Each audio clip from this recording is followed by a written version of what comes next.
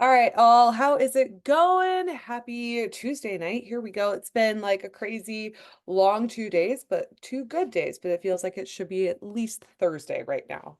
Don't know how you guys feel about that.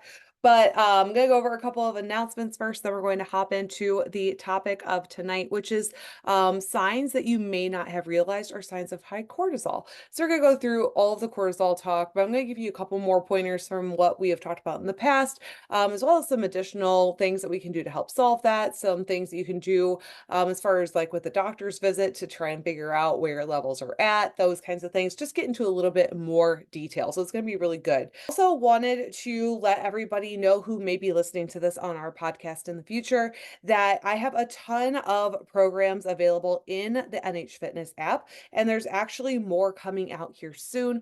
Trying to create those as I go along to give everybody a wide variety so that I can help address anybody at any point in their fitness level and any goal. So I do have those more programming, wow, more programs being developed as we speak. Let's see.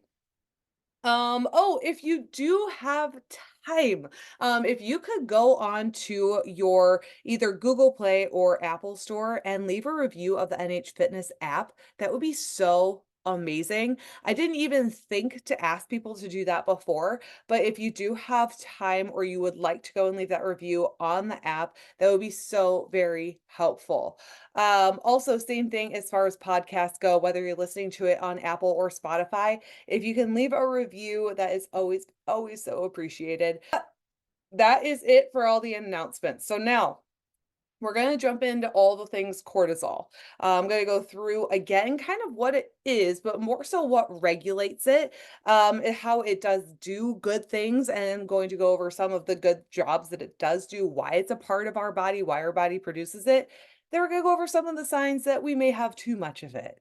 So with all of that, signs of cortisol. So it is regulated by the HPA axis, which is the interaction between the hypothalamus, the pituitary gland, and the adrenal gland. So HPA makes sense, right? So really, that axis is going to distribute cortisol based on mental and physical stressors in your life. So it can be a physical stress where you're out running sprints because your body thinks you're out running a tiger.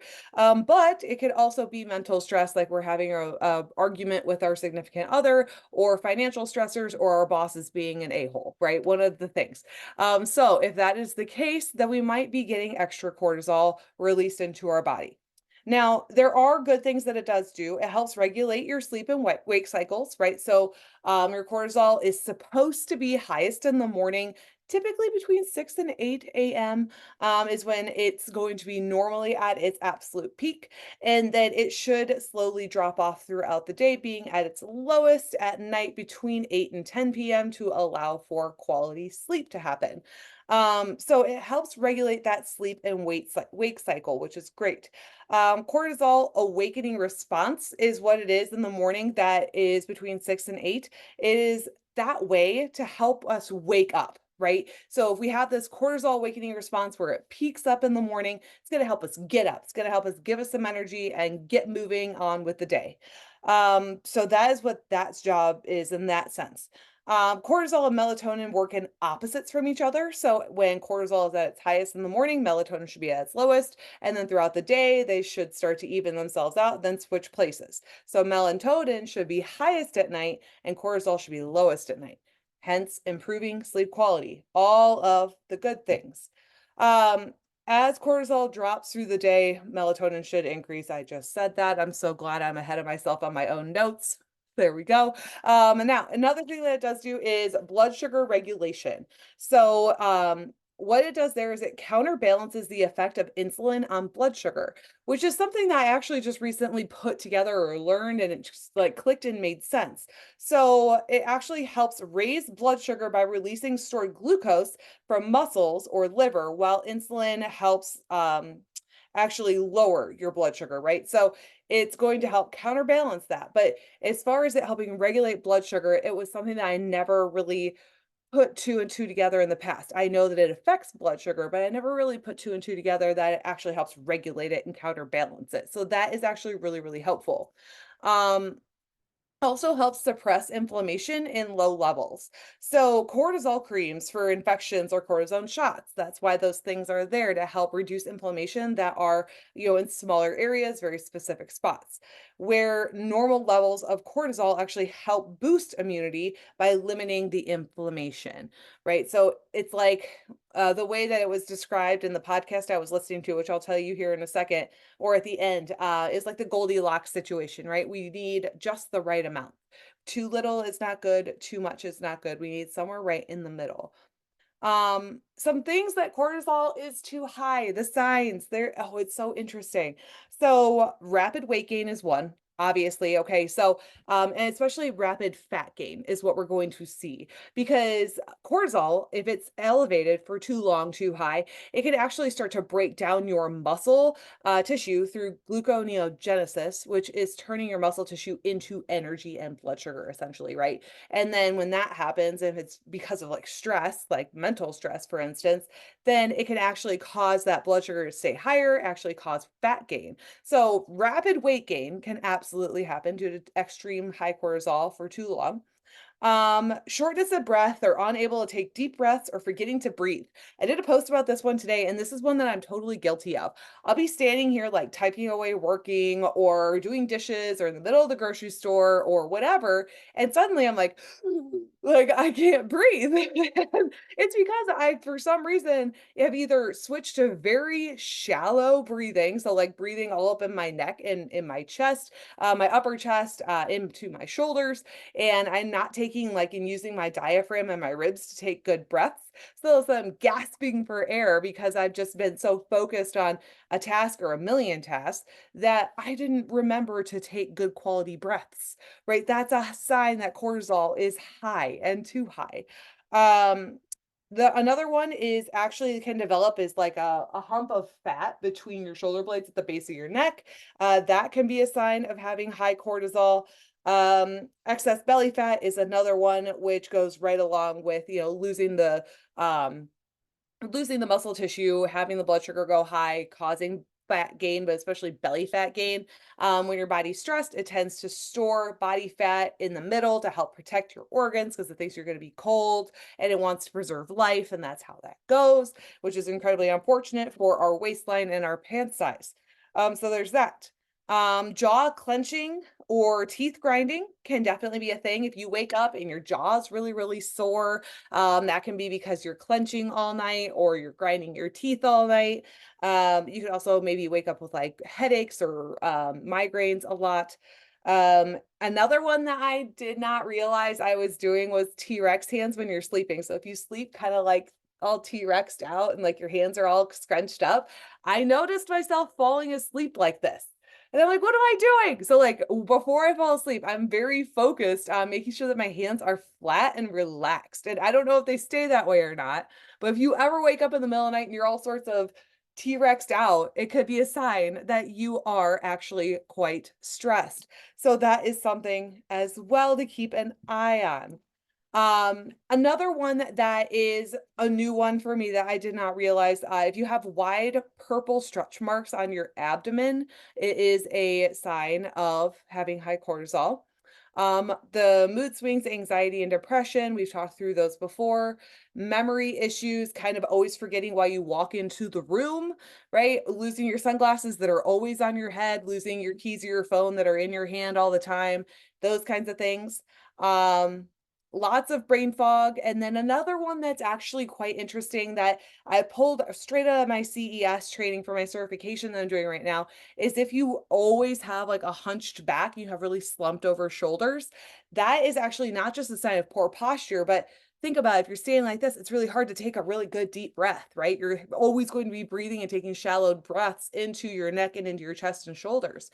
That's going to cause fight or flight response to take off and cortisol to be high as well.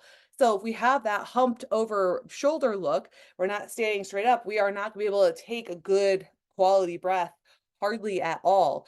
And it's just a big sign that our upper chest has taken over with a lot of the strain and it's really just depleted the ability for our diaphragm and our rib cage to work together. It's so interesting, you guys. At least to me, I think it's so interesting. So all of these things plus more are signs of having high cortisol. And so there's a few more on that list than we've covered before. So it can definitely be you think that you're managing stress well, but if you're dealing with any number of those, then you might actually need to manage your stress a little bit better. So a couple of things. There is ways to get your cortisol tested. There's blood tests and urine tests that can be done. You can go to your doctor's office and do that. The problem with going to your doctor's office is a lot of them will just take one blood test or one urine test. Who knows what time of day that's at, right? They might have you come in fasted. They might have you wait until the end of the day, whatever. But as we talked about earlier, your cortisol levels should be fluctuating through the day. So, it's not going to be the same, or at least it shouldn't be the same at 8 a.m. as it is at 5 p.m. So, really, honestly, you need to be able to go to the doctor and have them take samples throughout the day at different times, which isn't convenient for anyone, but it's the reality of it. And so working with an endocrinologist might be a bit more of a better option than just your primary doctor because they might be able to do those types of tests with you a little bit easier. The one that I did was actually a Dutch test. So it looked real interesting. It was basically like giant pregnancy looking tests that you had to pee on multiple times in the day. It was super fun. But what was super interesting is when I sent those into the lab, they read back all of my hormone levels, not just my cortisol, but all of my hormone levels. And then it read that my cortisol was super out of whack, which was why I was struggling with so many things. So, it's just really interesting. So there, that Dutch test is an option as well. And then maybe you take that to an endocrinologist, or maybe your endocrinologist suggests that you do a Dutch test. It just depends on the person that you're working with. But that's going to help a lot. I would just say if you're going to go to a doctor, make sure that it's somebody that's willing to take those tests at various points in the day to make sure that they measure that cortisol level throughout the whole cycle of a day so that they truly get a big picture of what your 24 hours really looks like. Um, and yeah, so then from there, you can really start to, let me know what that turns out like. We can start to make adjustments and how to really, positively influence that to get better. One of the biggest things that you can do to really start to work on this, even without taking the test, if you're like, oh my God, I sleep like T-Rex and I always forget to breathe and I can never find my keys that are in my pocket, right? If this is you to a T, then let's start doing some things at home or automatically that are going to help a little bit more. You're not gonna be surprised. One of the biggest things that we can focus on is sleep and sleep quality. So if you're going to bed wired and tired, right? You're so tired, but then you lay down in bed and you cannot sleep. You've got all the tasks running through your head. You've got that song lyric stuck in your head. You have a to-do list going out the other side of you. You randomly think of something that you forgot to put away or whatever, right? You've got a million tabs open. You are wired, but you are so tired that you can't sleep. That's a sign that your cortisol is higher than it should be at night. Also, if you have like that 2 or 3 a.m. kind of like natural wake up call, another sign that your cortisol is higher than it should be. So that is because your cortisol technically starts to increase after midnight, but it should not be increased enough to wake you up at that point unless it's already too high. So we really, really need to work on improving that sleep quality. So things that we can do and some things that I haven't really brought up before. Obviously, try to reduce screen time at night. So, minus, talking to me on Tuesday nights. Try to reduce your screen time as much as you can. That blue light really makes a big difference. Also, watching things that stress you out, like if you're watching the news or a scary movie or a thriller of some sort, like those kinds of things. I know if I watch a scary movie, mama ain't sleeping. And it could be the dumbest scary movie. It can be like Ernest Goes to Halloween, and I am not going to sleep, okay? Like I'm gonna have a terrible nightmare about those green things that pop out of the cave. It's bringing back PTSD, I swear to God. You know what I'm talking about. Anyway, from there, don't watch things that stress you out at night. Other things, try not to argue with your loved ones at night, your kids, your husband, right? Those things need to really try not to happen at night. And the reason that that has to happen is because you're both home at that point, but you're both tired at that point. So you're both grouchy at that point. And then somebody says something and then it just unravels. And then we go to bed angry. Like, that's not fun. Don't do that, Jonah. Don't do that. Don't do that. So when we like have like an argument of any point, even if we know everything's gonna be fine, it still raises our cortisol at night. So try not to do arguments at night. If you're gonna have a conversation with somebody, try and do it in the morning. I know that nobody really wants to start their day with a bad or a hard conversation, but that's going to be the best way that you can calm down throughout the day and get it to resolve before you go to bed. Um, let's see. Reduce caffeine by 2 p.m., please. If you struggle with cortisol, really you should probably be trying to pull down caffeine even more. Jenna, you're the one who put in the really low caffeine goal for this March Madness. I edited that crap. You're crazy. So anyway, with that, um, caffeine is a stimulant, you guys, and it's going to have a long lifespan in your body, hours and hours after you drink it or consume it. So please understand that if you're drinking a Monster or a Diet Mountain Dew or a coffee or whatever it is that's your vice at 8 p.m., you're like, I can go sleep just fine. You may be falling asleep, but you are not getting good quality sleep. There is a big difference, you guys. So stop having stimulants after 2 p.m., please. Another one, avoid high intensity workouts at night if you can. I know some of us just don't really have another option to work out except for at night. Kudos to you all. If you tell me I'm going to go do any sort of a workout at night, I'm going to say but if that is your only option, really try to do strength training, try to do walking, things that are lower intensity as far as just like heart rate wise. We don't want to be shooting our cortisol through the roof doing CrossFit at 8 p.m. if we can help it. So that's other things to do there. Nutrition choices. When blood sugar spikes happen from poor food choices, higher levels of inflammation occur, and with higher levels of inflammation come higher levels of cortisol. So we really, really need to try and have proper and better quality food choices that are not overly processed foods. When we have very simple carbs that digest very quickly, then that's going to spike that insulin, spike that cortisol. And that's not going to help because that cortisol is going to keep on trying to climb in order to help balance out the blood sugars, and all the inflammation happens from that, and we don't want that. Okay, so really try to pull back on those processed foods for the majority of the time. So please don't make it a process and a regular habit to have a pint of ice cream before you go to bed every single night like my husband used to do. um Whole foods should be the key. That is going to be full of antioxidants. That's going to help a ton to reduce that overall inflammation as well. Movement is going to help, but please do not mistake. We do not need to do high intensity workouts all the time. We don't have to do high intensity workouts most of the time. Honestly, strength, walking, stretching with a little bit of hit or hard runs worked in is going to be the perfect combination. So if you're doing CrossFit like I used to, 5, 6, 7 days a week, that is going to set you up for a disaster, especially if you already struggle with high cortisol and high stress. So do not do that to yourself. We need to pull back a little bit, you guys. It's going to make a huge difference for you. Um, Body composition as lean as possible is not the answer. Trust me, that can lead to even higher cortisol levels, and it can rubber band back at you and smack you in the face faster than you could imagine. Been there and done that. So as lean as possible is not the answer. BMI is also not the answer. You guys, if I look at my BMI right now, it's telling me I'm obese. I am not, right? Like, do not go off of BMI. Those charts are absolute crap.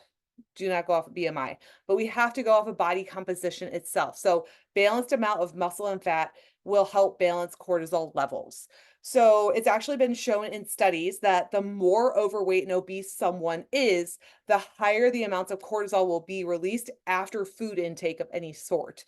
So if we can reduce the obese, if we can reduce the overweight, the cortisol level reaction will be lower, and therefore the inflammation level will be lower, and everything will be moving a lot easier. So we need to help improve that body composition, which is what I'm helping you do anyway.